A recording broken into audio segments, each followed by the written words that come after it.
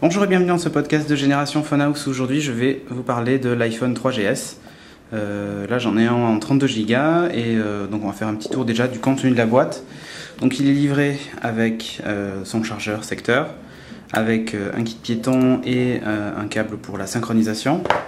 Donc il y a toujours la petite enveloppe cartonnée avec ici donc le petit outil pour retirer la carte SIM, toutes les notices, les autocollants. Et c'est tout, puisqu'en fait il n'y a plus la chiffonnette livrée avec. Donc évidemment vous avez l'iPhone dans la boîte, heureusement.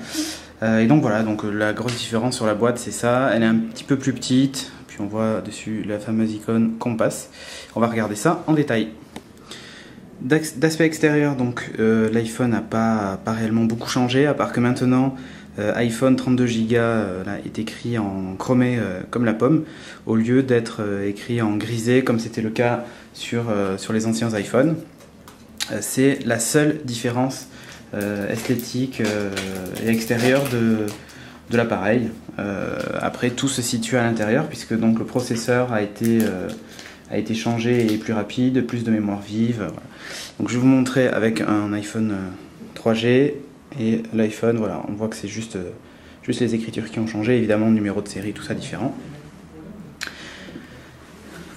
Au niveau du menu, en fait on est sous l'OS 3.0 que maintenant vous devez tout savoir télécharger si vous avez un iPhone, ce que je vous recommande de faire si vous ne l'avez pas encore fait.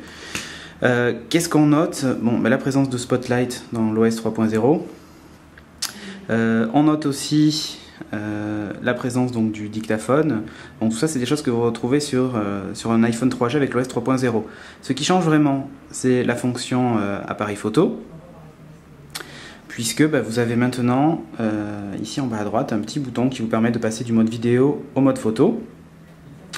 On note aussi qu'il y a un autofocus. Alors je suis désolé pour les reflets, mais l'iPhone est assez propre là.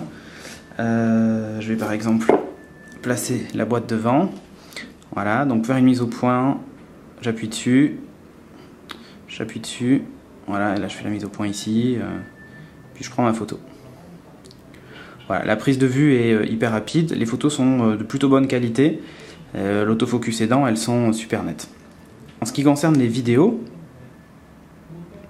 donc là je passe en mode vidéo, donc il y a aussi une mise au point, donc on appuie sur le bouton rouge, voilà, donc là il est en train de tourner, donc en haut à droite, on voit le temps qui défile. Et donc je vais le tourner vers moi, voilà, je me filme, bonjour, bienvenue dans ce podcast de Génération Phonehouse. Je vais couper la vidéo et je vais vous montrer. Donc je vais retourner la chercher. Donc on retrouve les vidéos après au milieu des photos. J'appuie sur le bouton de lecture.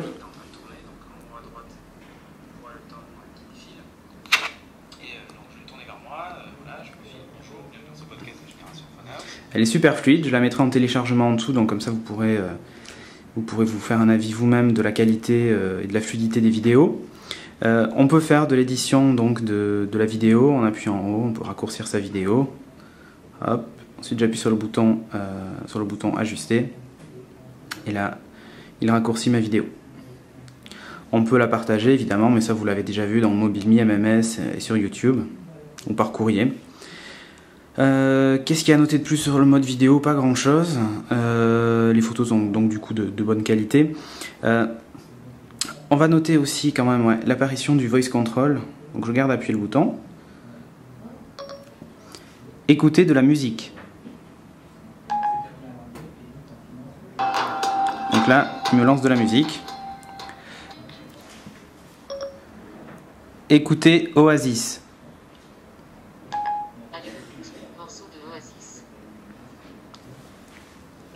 Donc là je lui ai demandé du Oasis, donc il me passe une chanson d'Oasis. Qui chante cette chanson?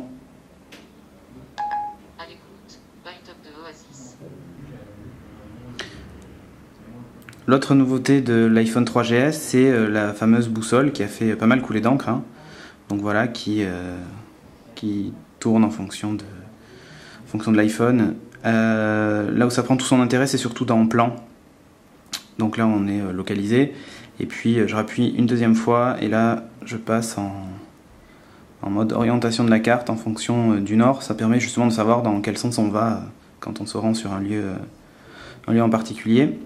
Ça va être assez pratique du coup dans TomTom qui j'espère utilisera la boussole pour nous orienter. Ça sera beaucoup plus simple. Donc on a vu le contrôle vocal, il est beaucoup plus rapide, connexion réseau beaucoup plus rapide, enfin voilà quoi, c'est pas mal. Il y a des options d'accessibilité pour les gens qui ont du mal à voir ou autre. Il y a un voice-over même sur les menus, par exemple j'appuie sur luminosité, il me lit luminosité et ainsi de suite pour les gens qui ont du mal à voir.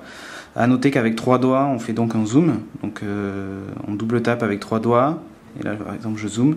Donc j'ai les icônes, j'avais les icônes en grand, hop je vais vous remontrer, voilà, donc on se déplace ensuite comme ça, je peux les refaire diminuer ou encore les agrandir, bon voilà, c'est essentiellement pour les gens qui ont des problèmes de vue, mais c'est vrai que c'est assez bien pensé, voilà. Bon, on notera que le 3.0 a apporté pas mal de nouveautés. Là, il retient les mots de passe Wi-Fi, l'auto-remplissage dans Safari, ce genre de choses. Il est vrai que pour tout ce qui est jeux et autres, Assassin's Creed par exemple, ça marche très très bien. Il est beaucoup plus rapide que l'ancien. Donc voilà, et je vais vous laisser quelques exemples de photos prises avec, ainsi qu'une vidéo, comme ça vous pourrez vous faire une idée de ce qu'apporte le 3GS. On notera aussi qu'il est beaucoup plus rapide sur le surf sur internet, puisque maintenant il est HSDPA, 7,2 mégabits, donc voilà.